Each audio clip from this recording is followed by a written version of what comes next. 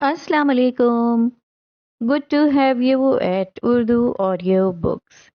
حاضر خدمت ہے ام ایمن کا افسانہ حقیقت زندگی. نوٹ: یہ کہانی اور اس میں موجود تمام کردار صرف تخلیقات ہیں جن کا مقصد معاشرتی حقائق اور سبق آموز پہلوؤں کو اجاگر کرنا ہے. کسی بھی حقیقی شخص یا واقعے سے مماثلت محض اتفاقیہ ہوگی. شام اپنے پر پھیلا رہی تھی. خدیجہ آنگن کے کنارے پر بنی مٹی کے چولہے پر روٹی لگا رہی تھی. پاس ہی 8 سالہ بیٹا اسد بیٹھا تھا جسے وہ پڑھا رہی تھی. اس کے ساتھ بیٹھا 6 سالہ عمر ماں کے ہاتھوں سے چھوٹے چھوٹے نوالے کھا رہا تھا. یہ معین صاحب کا گھر تھا. لکڑی کا دروازہ جیسے ہی کھول کر اندر آؤ تو سامنے ہی بڑا سا صحن تھا. صحن کے کناروں پر طرح طرح کے پودے لگے تھے. صحن میں ایک گھنا آم کا درخت تھا اور سامنے ہی لائن سے 10 کمرے بنے تھے. گھر کے مکین اتنے تو نہ تھے، اس لیے زیادہ تر کمرے کھیت سے آنے والے اناج کے لیے استعمال ہوتے تھے. معین صاحب سرکاری دفتر میں ملازم تھے. جب کام سے وقت بچتا وہ زیادہ تر مسجد میں پائے جاتے.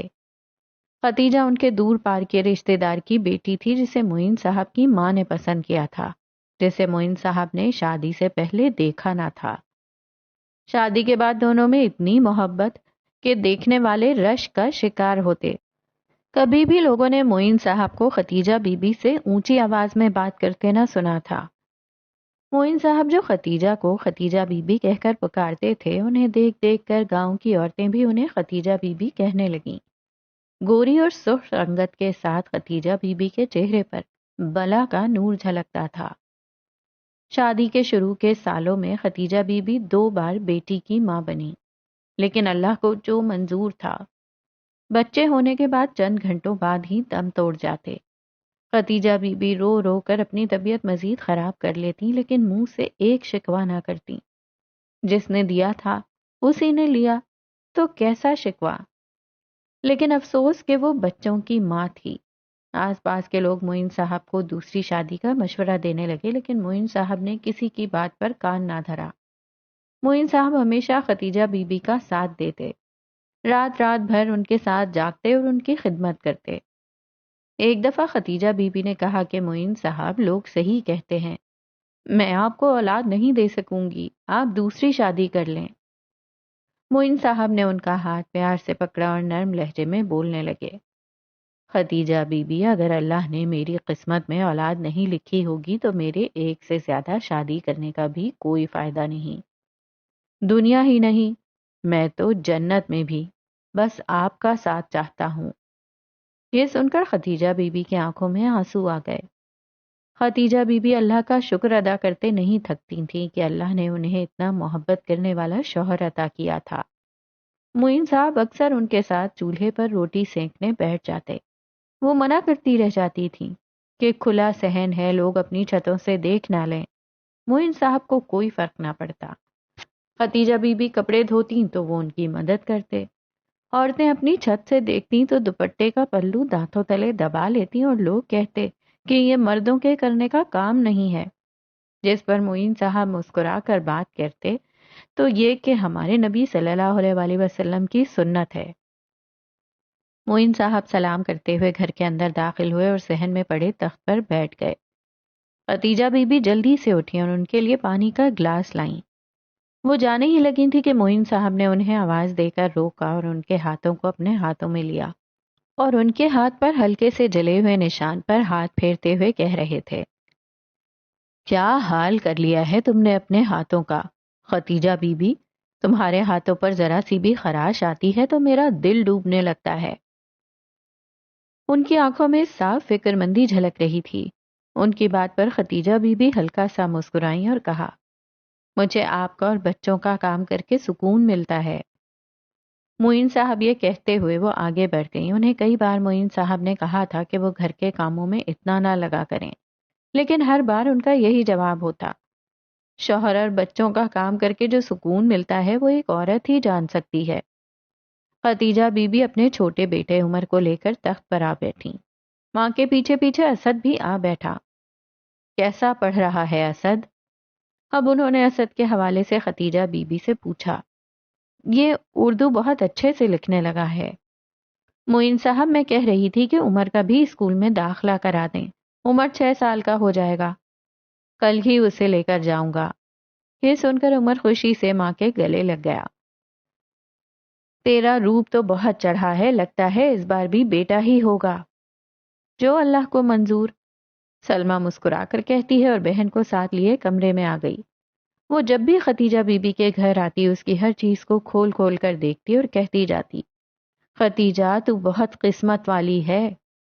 ایک میں ہوں جو مرغ مسلم کھائے مہینے بیت جاتے ہیں، نئے لباس کی تو بات ہی الگ ہے، ہم غریب اپنا پیٹ پال لیں وہی بہت ہے۔ ختیجہ بی بی نے سلمہ کی طرف دکھ سے دیکھا، اس کے دل میں دکھ اتر آیا تھا۔ وہ اس کی ہم عمر بہن تھی۔ اس نے رات کے لیے پکایا مرغ مسلم باندھ کر سلمہ کو دے دیا اور ساتھ ہی کچھ دن پہلے معین صاحب کے لائے ہوئے نئے جوڑے کو سلمہ کو پکڑا دیا۔ سلمہ اتنے قیمتی لباس کو دیکھ کر بہن کے گلے لگ گئی۔ ختیجہ، تو بہت پیاری ہے، اسی لیے میں تجھے اپنا دکھ بتا دیتی ہوں کہ تو دکھ سمجھنے والی ہے۔ اب مجھے اجازت دے، بچے انتظار کر رہے ہوں گے۔ گھر کی پرانی خادمہ سلمہ کو سامان سمیٹتے دیکھ کر ختیجہ کے پاس آئی۔ ختیجہ بی بی، یہ وہی جوڑا ہے جو کچھ دن پہلے معین صاحب آپ کے لیے لائے تھے۔ آپ ہر بار ایسے ہی کرتی ہیں، اتنے سارے اچھے جوڑے انہیں دے دیتی ہیں۔ کپڑے کا کیا ہے، وہ اور آ جائیں گے۔ بہن کی خوشی زیادہ ضروری ہے اور تم ان سب چیزوں میں دھیان نہ دیا کرو۔ رپٹنے والے انداز میں وہ آگے بڑھ گئیں۔ ختیجہ بی بی اور معین صاحب کے گھر ایک ننھی پری آئی تھی۔ اسے دیکھ کر ختیجہ بی بی اور معین صاحب خوشی سے بے حال ہو گئے تھے۔ وہ تھی بھی پریوں جیسی، اسی لیے انہوں نے اس کا نام پریشا رکھا۔ کچھ سال بعد گھر میں جمال پیدا ہوا۔ وقت تیزی سے بیتتا گیا، بچے بڑے ہو گئے۔ معین صاحب کے منع کرنے کے باوجود ختیجہ بی بی ان کے اور بچوں کے سارے کام خود سے کرتی۔ پریشا میں تو ان کی جان بستی تھی۔ جب وہ گھر میں ہنستی اور دوڑ لگاتی تو ایسا لگتا وہ سچ میں کوئی پری ہے، اور وہ باقی بچوں کی نسبت زیادہ سمجھدار اور ذہین تھی۔ اماں مجھے روٹی دے دیں، مجھے دیر ہو رہی ہے۔ آج پریشا اور جمال کے کالج کا پہلا دن تھا۔ معین صاحب انہیں خود گاڑی سے چھوڑنے جا رہے تھے۔ بس بس لا رہی ہوں۔ ختیجہ بی بی چہرے کا پسینہ پونچھتے ہوئے باہر کو لپکی اور دونوں کو ڈبہ پکڑایا۔ چلو پریشا، جمال ہاتھ پکڑ کر آگے بڑھنے لگے۔ ختیجہ بی بی نے انہیں روکا اور دعائیں پڑھ کر ان پر پھونکا۔ ان کے جانے کے بعد وہ تخت پر آ کر بیٹھی۔ سامنے لگے آم کے درخت پر گھونسلے میں بیٹھی اس چڑیا کو دیکھنے لگی جو کہیں سے اپنی چونچ میں دانہ لے کر آئی تھی۔ ماں کو دیکھ کر بچے کرنے لگے۔ ان کی چی چی سناٹے میں بڑی بھلی معلوم ہوتی تھی۔ یہ دیکھ کر ختیجہ بی بی کی آنکھوں میں خوشی کے آنسو آ گئے۔ وقت کتنا جلدی بیت گیا، انہیں پتا بھی نہ چلا۔ بچے اتنی جلدی بڑے ہو گئے۔ اسد ایک سرکاری ملازم بن گیا۔ اس کی بیوی ختیجہ بی بی کی بہن سلمہ کی بیٹی نوری تھی۔ ابھی حال ہی میں ان کو بیٹا ہوا تھا، جس کی خوشی میں انہوں نے بڑے دھوم دھام سے تقریب کی، پورے گاؤں کو دعوت دی تھی اور غریبوں میں اناج تقسیم کیا۔ عمر گاؤں کے اسکول میں پڑھنے لگا ہے اور اس کی شادی اپنے ماموں زاد سے ہو گئی۔ ختیجہ بی بی، لڑکیوں کو اتنا نہیں پڑھایا جاتا، تمہیں چاہیے کہ اس کی شادی کر دو۔ ایک گاؤں کی ایک عورت تھی جو اپنے آوارہ بیٹے کے لیے پریشا کو پسند کر بیٹھی تھی، اور اس آس میں ہر دوسرے دن آ کر پریشا کو نہ پڑھانے کا کہتی۔ ختیجہ بی بی نے مسکرا کر انہیں جواب دیا، آج نہیں تو کل کوئی اچھا مناسب رشتہ آ گیا تو کر دوں گی، ویسے بیٹیوں کو پڑھانا بہت ضروری ہے۔ وہ عورت مشکل سے مسکرائی اور اٹھ کھڑی ہوئی۔ ٹھیک ہے ختیجہ بی بی، چلتی ہوں، نعیمہ کے گھر بھی جانا ہے۔ پیچھے وہ منہ بناتی ہوئی نکل رہی تھی۔ اگلے ہی پل وہ نعیمہ کے گھر بیٹھی یہ کہہ رہی تھی، ہاں کہے کی پری ہزاروں مل جائیں گی دنیا میں۔ ہاں میں بھی دیکھتی ہوں یہ پری کون سے پرستان میں بیاہی جاتی ہے۔ انہوں نے حقارت سے کہتے ہوئے سر جھٹکا۔ نعیمہ نے کہا، پریشا ہے بھی تو پری جیسی، میں اپنے بیٹے کے لیے اس سے بھی زیادہ خوبصورت لڑکی لے کر آؤں گی۔ وہ کہتے ہوئے گھٹنوں پر ہاتھ رکھتی ہوئی اٹھی اور کہنے لگی، چلتی ہوں نعیمہ، ماسٹرنی جی نے بلایا ہے۔ یہ کچھ دن بعد کا واقعہ ہے۔ شہر سے ایک رشتہ آیا۔ یہ پریشا کی دوست کی فیملی تھی جسے پریشا شروع دن سے ہی پسند آ گئی تھی۔ انہوں نے اپنے بھائی کے لیے پریشا کو پسند کر لیا۔ وہ گھر والوں کو لے کر پریشا کے گھر آ گئی۔ گھر والوں کو لڑکا اور اس کے گھر والے بہت پسند آئے۔ شادی کی تاریخ 1 مہینے بعد کی رکھی گئی ہے۔ گاؤں والے اتنے امیر گھر میں پریشا کی شادی ہوتے دیکھ کچھ لوگ دلوں ہی دل میں خوش تو کچھ دل ہی دل میں حسد کا شکار ہوئے۔ گھر میں سارے مہمان آ چکے تھے۔ آج بارات کا دن تھا۔ ختیجہ بی بی کی آنکھیں بار بار خوشی اور غم سے بھر آتی، جسے بار بار وہ اپنے دوپٹے کے پلو سے پونچھتی اور کام میں لگ جاتی۔ ختیجہ بی بی کمرے میں آئیں۔ پریشا اپنے نکاح کا جوڑا بیگ میں رکھ رہی تھی۔ بیٹا جمال باہر تمہارا انتظار کر رہا ہے پارلر لے جانے کے لیے۔ خدیجہ بی بی نے جیسے ہی پریشا کا چہرہ دیکھا ان کی آنکھیں ڈب ڈبا گئیں۔ یہ ان کی سب سے لاڈلی اولاد تھی۔ وہ کب اتنی بڑی ہو گئی انہیں پتہ ہی نہیں چلا۔ یہ تو کل ہی کی بات تھی کہ وہ ان کی انگلی پکڑ کے چلا کرتی تھی۔ پریشا نے جب ان کو روتے ہوئے دیکھا تو ان کے گلے سے آ لگی۔ دونوں کی آنکھوں سے آنسو بہنے لگے۔ ختیجہ بی بی نے خود کو سنبھالا اور اسے چپ کرایا اور اسے پارلر کے لیے بھیج دیا۔ اسد نے جمال سے پوچھا، جمال پریشا کب آئے گی؟ اب تو کافی دیر ہو گئی ہے۔ ایسا کریں کہ آپ لے آئیں۔ نہیں، میں نہیں جا سکتا، میں کام میں لگا ہوا ہوں۔ معین صاحب نے وہاں آتے ہوئے کہا، میں چلا جاتا ہوں، لے آتا ہوں۔ کچھ دیر بعد دلہن بنی پیاری سی پریشا گاڑی میں بیٹھی گھر کی طرف روانہ تھی۔ معین صاحب پریشا سے چھوٹی موٹی باتیں کرتے ہوئے گاڑی چلا رہے تھے۔ ان کی پریشا دلہن کے روپ میں آج کتنی پیاری لگ رہی تھی۔ اس کی اچھی قسمت کے لیے وہ دل سے دعا گو تھے۔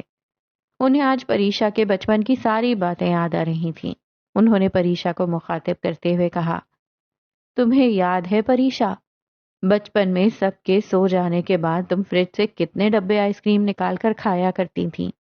اگر کوئی تمہیں اس حالت میں دیکھ لیتا تو اسے ہنسی آ جاتی۔ تمہارے ہاتھوں اور چہروں پر آئس کریم لگی رہتی تھی۔ تم بڑی معصومیت سے ڈبہ پیچھے کر کے کہتی کہ میں نے آئس کریم نہیں کھائی۔ یہ سن کر ہم تمہیں ڈانٹنے کے بجائے ہنس دیتے تھے۔ ہاں تو بابا جان، مجھے آئس کریم ہے ہی اتنی پسند۔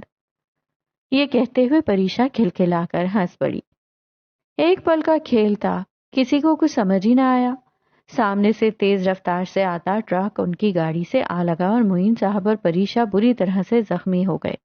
گاڑی الٹی پڑی تھی۔ پریشا کا آدھا جسم گاڑی سے باہر تھا۔ شیشے کے کئی کانچ اس کے چہرے میں گھپ چکے تھے۔ چہرہ خون آلود تھا۔ اندر معین صاحب اپنی آخری سانسیں گن رہے تھے۔ معین صاحب کا دل چاہ رہا تھا کہ باہر جا کر اپنی دلہن بنی بیٹی کو اٹھائیں۔ یہ تو اس کی خوشی کا دن تھا۔ انہوں نے اسے ساری خوشیاں دینے کی کوشش کی تھی۔ پریشا کی گھٹی گھٹی سی آواز آئی، بابا۔ معین صاحب نے لا الہ الا اللہ محمد رسول اللہ پڑھا اور وہ لوگ سکون کی نیند سو گئے۔ اس راستے سے جب لاشیں آئیں تو ختیجہ بی بی کو ہوش نہ رہا۔ نہ وہ روئیں نہ کچھ بولیں۔ ان کے بیٹے ان سے لپٹ کر روئے۔ ایسے ہی کتنے دن بیت گئے، ان کے بیٹے آتے اور ان سے باتیں کرنے کی کوشش کرتے پر وہ کچھ نہ کہتی اور آم کے پیڑ پر لگے چڑیوں کے گھونسلے کو دیکھتی رہتی جو اپنے بچے کو دانا کھلاتی۔ وقت بیتتا گیا۔ جب ان کی حالت میں سدھار نہ آیا تو انہیں ڈاکٹر کے پاس لے کے گئے تو ڈاکٹر نے کہا، انہیں شدید قسم کا صدمہ لگا ہے، انہیں صدمے سے نکلنے میں وقت لگے گا۔ کچھ دیر علاج چلا پر ان کی حالت میں سدھار نہ آیا۔ کبھی خود میں ہنسنے لگتی تو کبھی خود میں رونے لگتی۔ انہیں دیکھ کر ان کی بہوؤں کو خوف آنے لگتا۔ بیٹے اپنے ہاتھ سے کھانا کھلاتے، ان کے سر میں کنگھی کرتے، ان سے گھنٹوں باتیں کرتے۔ کبھی تو ایسا لگتا وہ بالکل ٹھیک ہو گئی ہیں، اور اگلے ہی پل وہ اپنی پہلی والی حالت میں آ جاتی۔ ایک دن ختیجہ بی بی صحن میں پنجوں کے بل بیٹھی تھیں، تبھی اسد گھر میں داخل ہوا۔ انہیں ایسے دیکھ کر وہ غصے میں آ گئے اور اپنی بیوی کو غصے میں آواز لگانے لگا۔ اسد کی آواز سن کر اس کی بیوی کے ساتھ ساتھ گھر کی باقی عورتیں بھی باہر آئیں۔ اسد نے غصے میں کہا، اماں ایسے کیوں بیٹھی ہیں؟ تم لوگوں کے پاس اماں کا خیال رکھنے کے لیے تھوڑا بھی وقت نہیں ہے؟ اس کے جواب میں اسد کی بیوی نوری نے کہا، میں تو اماں کے سر جھاڑنے جا رہی تھی پر انہوں نے میرے سر میں چوٹ لگا دی۔ اس نے اپنی پیشانی کو دکھاتے ہوئے کہا جہاں ہلکا چوٹ کا نشان تھا۔ ساتھ ہی باقی عورتوں نے کہا، باجی بالکل صحیح کہہ رہی ہیں، اس وجہ سے ہمیں اماں کے پاس جانے میں ڈر لگنے لگا ہے۔ ہمیں جلد از جلد کوئی فیصلہ لینا ہوگا ورنہ کہیں اماں کی وجہ سے بچوں کو کوئی نقصان نہ پہنچ جائے۔ ان کی بات سن کر اس کے بھائیوں نے کہا یہ لوگ صحیح کہہ رہی ہیں، ہمیں اماں کو علاج کے لیے پاگل خانے بھیج دینا چاہیے۔ ان کی باتیں سن کر اسد غصے میں آ گیا اور بولا اماں کہیں نہیں جائیں گی، وہ اسی گھر میں رہیں گی۔ کچھ دیر بعد اس کی بیوی غصے سے بڑبڑاتے ہوئے ٹہل رہی تھی۔ پیچھے سے اس کی دیورانی نے آواز دی باجی اس کا بھی کوئی فائدہ نہیں ہوا۔ اسد کی بیوی نے کہا ہاں تم صحیح کہہ رہی ہو، میں نے سوچا تھا کہ باورچی خانے میں پھسلنے سے جو چوٹ لگی ہے اس کا الزام اماں پر لگا دیتی ہوں، لیکن اسد کو اپنی اماں کے علاوہ کوئی دکھتا ہے کیا؟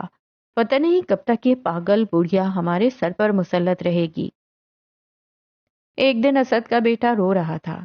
خدیجہ بی بی نے رونے کی آواز سنی تو لپک کر بچے کے پاس آئیں اور اسے لے کر باہر صحن کی طرف آنے لگیں۔ یہ دیکھ کر گھر کی عورتوں نے چلانا شروع کر دیا کہ اماں منع کو لے کر بھاگ رہی ہیں۔ سب خدیجہ بی بی کی طرف دوڑے اور ان سے بچے کو لینے کی کوشش کرنے لگے۔ یہ دیکھ کر وہ گھبرا گئیں اور ان کے آس پاس کا منظر انہیں تبدیل ہوتا دکھنے لگا۔ انہیں لگا ان سے کوئی ان کی نومولود پریشا کو چھین نہ لے، اس لیے بچے کو لے کر وہ گھر کے باہر جانے لگیں۔ اس سے پہلے کہ وہ چوکھٹ پار کرتی اسد نے اپنے بچے کو ان سے چھین لیا۔ تب اسد کی بیوی نے اسد کا بہت کان بھرا اور سب نے مل کر یہ فیصلہ کیا کہ خدیجہ بی بی کو پاگل خانے میں بھرتی کر دینا چاہیے۔ کچھ دن علاج کے دوران بیٹے ملنے آتے رہے۔ وقت کے ساتھ ساتھ ان کے آنے میں کمی آنے لگی۔ ایک روز خدیجہ بی بی پاگل خانے سے بھاگ نکلی۔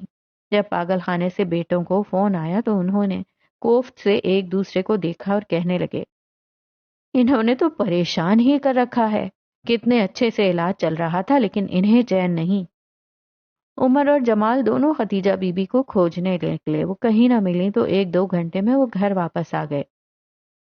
کسی سے پتا چلا کہ خدیجہ بی بی قبرستان میں ہیں۔ بیٹے انہیں پکڑ کر لائے، بہوؤں نے انہیں نہلا دھلا کر کھلایا پلایا۔ کچھ دن گھر رہتی اور پھر قبرستان چلی جاتی۔ لوگوں کو پکڑ پکڑ کر پوچھتی معین صاحب کہاں ہیں، مسجد میں ہیں کیا؟ انہیں کہیے گا اسپتال والوں نے بہت مارا ہے، وہ ان کی پٹائی لگائیں، اور رونے لگ جاتی۔ کسی سے پوچھتی میری پریشا کو دیکھا ہے؟ جب سے دلہن بنی ہے میں نے دیکھا ہی نہیں ہے۔ بہو کے کھانا نہ دینے پر جب خدیجہ بی بی چلانے لگ جاتی یا پوتوں کے کھانوں میں سے کھانے لگ جاتی تو بہو اور بیٹے انہیں بہت سناتے۔ 1-2 بار بھوک لگنے پر وہ پڑوسی کے گھر پر پائی جاتی، کہیں لنگر لگتا تو وہاں پائی جاتی، زمین میں دھکا لگنے سے کھانا گر جاتا تو اٹھا کر کھانے لگتی اور کہتی معین صاحب کو نہ بتانا کہ میں نے تم سے کھانا لے کر کھایا ہے، انہیں نہیں پسند، اور ہاں ہاں ہنستی جاتی۔ ملگیجز لباس، سلجھے ہوئے بال اور دھوپ سے جھلسا ہوا رنگ، ہونٹوں پر پپڑیاں جمی ہوئی اور آنکھوں کے نیچے گہرے کالے حلقے، چہرے کی ہڈیاں اس طرح نکل آئی تھی جیسے جسم میں گوشت کا نام و نشان ہی نہ ہو۔ انہیں دیکھ کر لگتا ہی نہیں تھا کہ یہ وہی خدیجہ بی بی ہیں جو کبھی معین صاحب کے زمانے میں ہوا کرتی تھیں۔ وہ بھی کیا وقت تھا کہ عورتیں اپنے دل کا حال لیے ان کے گھر جاتی تھیں اور اپنے مسائل بیان کرتی تھیں۔ خدیجہ بی بی نہ صرف ان کے مسئلے حل کرنے کی پوری کوشش کرتی تھیں بلکہ اگر انہیں پیسوں کی کوئی تنگی ہوتی تو بنا کچھ سوچے اپنے پیسے نکال کر دے دیتی تھیں۔ ضرورت ختم تو اہمیت ختم، یہی اس دنیا کا دستور ہے۔ خدیجہ بی بی گھر جاتی، دروازے کھٹکھٹاتی، کبھی اسد کو، کبھی عمر اور کبھی جمال کو پکارتی اور کہتی اندر آنے دے جمال، بارش ہو رہی ہے، تیری ماں بھیگ جائے گی۔ جمال دروازہ بند کر کے دور سے کہتا تو گھر گندا کر دیتی ہے اماں، اور ہمارے پاس اتنا وقت نہیں ہے کہ ہم تیری صفائی کریں۔ ٹھنڈ پڑتی تو اسد کو پکارتی اور دروازہ نہ کھلنا تھا اور نہ کھلتا۔